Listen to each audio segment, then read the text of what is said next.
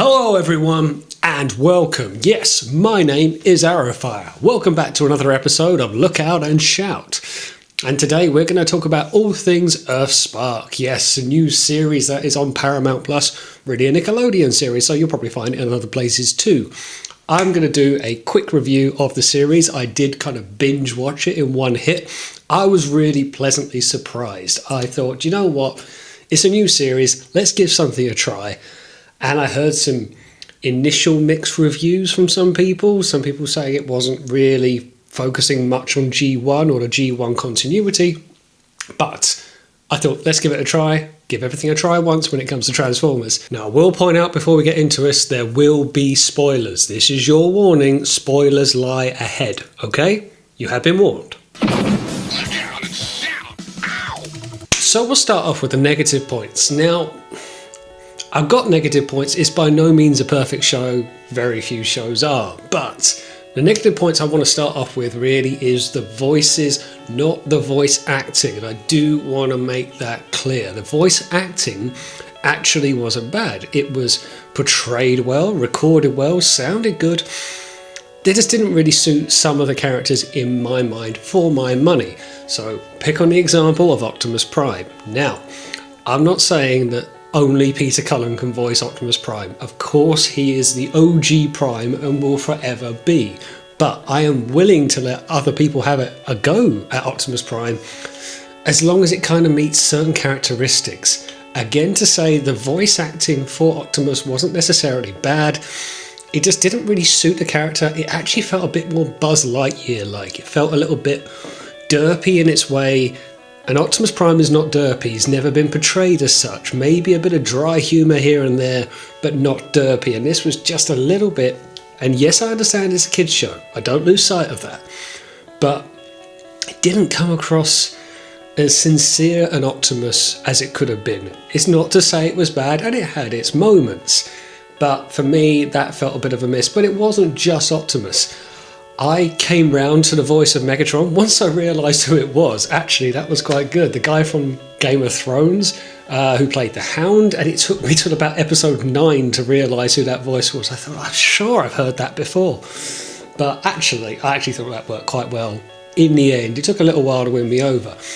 The other voices were okay. I didn't really buy into Little One's voice for the character. It didn't sound too feminine, but just something about it didn't entirely suit.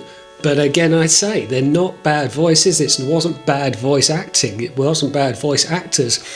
Just not all of them suited the characters they were portraying, in my opinion. Another thing that was a bit of a negative for me was Optimus Prime as a whole. Now, it's not to say Optimus was inherently bad, but I wasn't the biggest fan of the cab mode of Optimus. It was obviously laying very heavily on a live-action movie and a modernised Optimus Prime that wasn't a flat-nosed truck, which again I'm not against, but it just looked a bit too curvy, like the latter live-action movies rather than the first ones where it was a bit more defined and almost rugged. This had a much more of a smoothness to it and didn't particularly sit entirely well with me. I didn't like the idea of the Energon axe not being a part of his arm, and it was a detachable weapon. Again, not perfect. And I did feel, of course, he wasn't the main character. He was a side character for this series. It's not his show, but he's there nevertheless, and faultlessly trusting the humans. It's, again, maybe not the best representation of Optimus, but I do understand it's not his show. And I will say there were about 2 to 3 throwaway episodes, and I understand there's building block episodes, but there were some that really didn't help much of the progression in the way of the story. And what was the episode when it was the Hawkwalk or whatever? It was the mythical nightmare beast that went out there. It was very much a throwaway episode, and it was centered around traditions and what was important and how this would be taught to the Terrans, the new Transformers species born on Earth, which was fine, but really, other than the inclusion of Wheeljack right up until the end, there wasn't a lot of continuity added to the series. There was a few episodes like that were just a little bit throwaway, which for the first 5 episodes you felt like they were good building blocks, and then there was a couple that were just a little bit slow. For a 10-episode series, that's kind of can be ill afford. That could be used better to build a story arc. but it's not unheard of for TV shows in general to have a couple of filler episodes, shall we say. And again, this is going to be a big spoiler if you haven't seen it. I just felt the ending could have done with a little bit more of a cliffhanger. So we kind of know now that the Decepticons have been captured and this is going to become the start of a war again. Soundwave is now infiltrated, Starscream's there very briefly. So we got some building blocks, but it wasn't much explored. And I didn't even mind that so much for what we did see of the decoy of Soundwave almost being willingly captured, but at least make it the last scene, post-credits, something. It wasn't. It was like episode 8, maybe the mid to last scene in that. And I felt if that scene, maybe if it wasn't fleshed out more, it could have been fleshed out more, but then make that the end scene, that would have gone down better. And that would have said, oh wow, I've got to see season 2 now. If there is going to be a season 2, I don't know that. There may be rumours of it being renewed. I'd like to think it will. But maybe that's something they factored in. They didn't want to set up too much of a cliffhanger if it got cancelled. We are in a day and age where shows do get cancelled very quickly, but that's something I would have liked to have seen. And if it was set up that intentionally, maybe it would have been a dead cert that there would be a season 2 if it had such an enforced cliffhanger. Okay, on to the positives now. And actually I'm going to start with some of the designs and quickly going to touch on Skullcruncher. Really love the look of his design.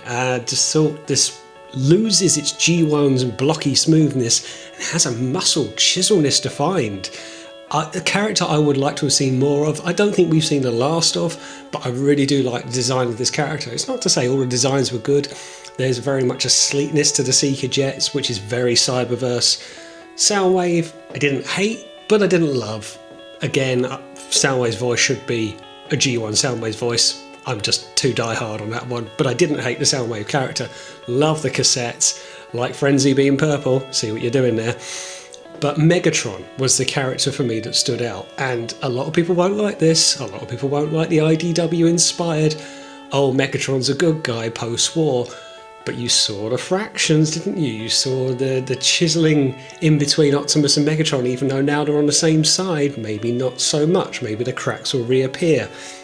And this is an IDW Megatron. This is a pre-war, post-war, standing up for the ideals of a regime. That aside, I thought the design of him looked quite good. I actually got used to the voice, and I really like the Alt mode as well. He looks like he means business. I actually think Megatron is arguably the most important character in Transformers in any continuity. If there is no Megatron, there is no Transformers. You couldn't just make it around Optimus Prime and the Autobots, because who do they go up against? Megatron started the war, and even with no war, he is still a very integral character. You get Megatron right, you've got a good series. One other big point to this is I just felt the presentation, the publication, the music, the production to it was brilliant. I felt this, whichever studio put this together, if this is Nickelodeon Direct or whoever, it had a lot of production behind it. I thought things like the intro music, the background music, it just felt very rich. It felt something a bit of a step up to some of the series we had seen before. There was more of a budget available, and particularly the last 2 episodes, which are put together as one, episodes 9 and 10, in the final fight at the airfield, which I think was Nova Storm and Skywarp against Megatron and Optimus. The slow motion shots for what is an animation or a CGI product was very good and moved very well. And I just felt this is feeling quite bothered about. This is actually having attention put into it rather than just throwing out 10 episodes, see what happens. You felt that a lot of production got into this. It had showed, it resonated with me at least, particularly the ambience music, the background music, things like that can really be worth its weight in gold. Another thing to mention is the amount of G1 references in this. It was just right for me. There was enough to keep you interested, enough to claw back, oh, that's what that's relating to, but not enough to overwhelm it and make it a G1 show. We had a reference to Unicron, albeit in a battle simulation. We had references to battles that we know from Cybertronian history. We had old Cybertronian texts. We had mentions of the 13 Primes. I also really do like the dad, the Alex character, who is pretty much us, let's be honest. He is a G1 mark who knows it all inside and out. He's a Bumblebee fanboy, Gotta love him, haven't you? He's meeting his heroes for the first time. You would do the same. I know I would. And this might be a very specific thing. I really like the length of the episode, 22 minutes. It's kind of your standard half-hour programming on a television, a Simpsons episode, shall we say. But you look at some of the other series we've had, even a good series like Cyberverse or a less good series like the Machinima ones of the Power of the Primes, they were 10-minute episodes. You could not get up and running. Maybe 12-minute episodes. You couldn't get your teeth into that. And whilst this maybe had a couple of throwaway episodes, that's enough to get your teeth into. But if you don't enjoy the episode, it's not a really long watch either. It's not like an hour-long feature episode or a 45-minute episode. Just the right length for me. It's enough to get invested into by that point. Love the little mention that I liked. Optimus's trailer. It doesn't disappear. It stays there now. It's taken them 40 years, but they've worked out what to do with the trailer. Optimus's trailer doesn't vanish into thin air. It actually is useful. It has a little transport centre or, a drone launching centre. It could be a repair bay, a base of operations. He can use it for cover in a battle. It's so obvious now. Why hasn't he been doing this for years? And little things like that I like. Let's not just have a trailer disappear. Let's have it be useful. It's going to be there anyway. We've been calling out for it for years, and now we finally see, oh look, it was there all along. Around Bumblebee's alt mode, why does he need to be a sports car, a muscle car? Why can't he go back to the chubby G1? I kind of feel that wouldn't have worked in this setting. He needed to be the cool street kid, the hot shot, a hot rod like character, because if it wouldn't be him, it would be a hot rod coming in. It would be something different. He had an IDW look to him, Bumblebee, in bot mode. He had that kind of jaggedness with the wings out, very jazz almost, but I liked Bumblebee in this.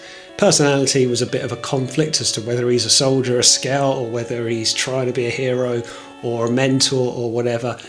But I liked it nevertheless. I certainly like the look of the car. I like the look of the alt mode. I will say I wasn't the biggest fan of RC. I didn't see the point of her in the series when she turned up. I like what she turned into. I like the look of the alt mode. She was there to be a counter to Bumblebee, almost a polar opposite, kind of a bit of a tomboy or an older sister, giving Bumblebee a bit of stick, a bit of hard time. I just didn't feel she added an awful lot to the series, and if anything, she took away from Elita 1, which really towards the end of the series you completely forgot about her. I don't think Elita 1 got the best showing in this. It actually kind of made me miss Windblade from Cyberverse, if I'm honest. I'd have been happy if she was in it more, but with Twitch being a drone herself, then quite happy for that to be the flying character of choice. But yeah, it's a shame to see some familiar faces that didn't really do an awful lot. Wheeljack is Colonel Sanders apparently, who knew? And I'll finish off with my final point on this. It was something new. That's really what I want you to take away from this. I like this show because it was something different. Because it wasn't Optimus versus Megatron, it wasn't Autobots versus Decepticons. Yes, we got instruments of that, we got Swindle up to his old tricks and all of that going on, and battles from the war and Decepticons being imprisoned, but it was something different. It's the fact that now you've got organic Transformers, and yes, we've had that with Beast Machines, I know, but they're born on Earth. They don't know that they're Transformers, they're a new generation of Transformers. And it just felt like it was going in a bit of a different direction. They almost didn't want to be Autobots or Decepticons anymore. That was past. That was a war from millennia ago. They want to live on Earth and learn all the cool things of today. And that is why I'm such a fan of this. I'm a big fan of Beast Wars.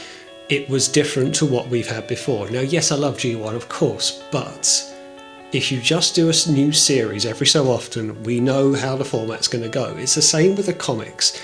You just keep doing Autobots versus Decepticons. It doesn't matter if you're watching a Cyberverse, a Prime, a Robots in Disguise, Armada, or whatever. It's still going to be the same outcome. Ultimately, the Autobots are going to win. So to go down a different route, different characters, there for different reasons. They don't need Energon, apparently. They won't need Cybertronium, because they're born on Earth. They're literally born. They're not even constructed cold. This is something a bit different. It adds a layer. And this is what I like about it. How many shows, how many fan bases and continuities keep evolving? or how many just repeat the same old things. Whether it's something that's been going for so long, like even a Doctor Who, or even a G.I. Joe, where the narrative doesn't change over the decades, it's refreshing when something does. It doesn't necessarily have to say, forget what it was. It may still go back to the war, but for now, it's something new. It's about a new form of Transformer in a different but familiar setting. It's not all around Energon, it's not all about Earth's resources, it's not all about Cybertron. It's about a new species of Transformer hiding in plain sight. Yes, we've done that before, but for different reasons now. Much like Beast Wars was different to G1, this feels a bit different again. I like it, I welcome it, I'm all for something new, because it will only get new people into the series. It will get people looking at Transformers thinking, oh, this is a bit different than what I remember my parents being involved into. God, that makes me feel old. But I think it's great that they're still evolving the narrative even now. So my final review on this first season of Cyberverse, I give this 4 Rodimus Star Badges out of 5. I was pleasantly surprised with it. I actually thought, what are we going to do with this? Is there going to be... I actually kind of felt this was going to be a bit Cyberverse-like, which wouldn't have been a bad thing, but again, we've seen it. Why? And in many ways it is quite Cyberverse. The designs are quite similar, the voice acting for the Seekers is quite similar, but with enough references to keep you interested. There's Insecticons, there's Skullcruncher, there's Soundwave of cassettes, there's a bit of aftermath of IDW. And even when they were doing the narrative in the very beginning, when the dad was explaining the history, you had elements of the Transformers movie in 2007 being woven into the history of war. No mention of Unicron, but elements of G1, strong elements of G1, but taking from other continuities to say, this is the story now to this point. And I just really like that. I like the fact that it is a continuation, taking a bit of everything to this point and evolving the story. I really like the fact that it is something new. I hope we see more of it. I hope we see a season 2. Let me know what you think in the comments below. Is it something that you are interested in? Do you want to see a season 2, or are you happy with that being a one shot and you want to go back to something else? But thanks for watching, and as always, I will see you on the next one.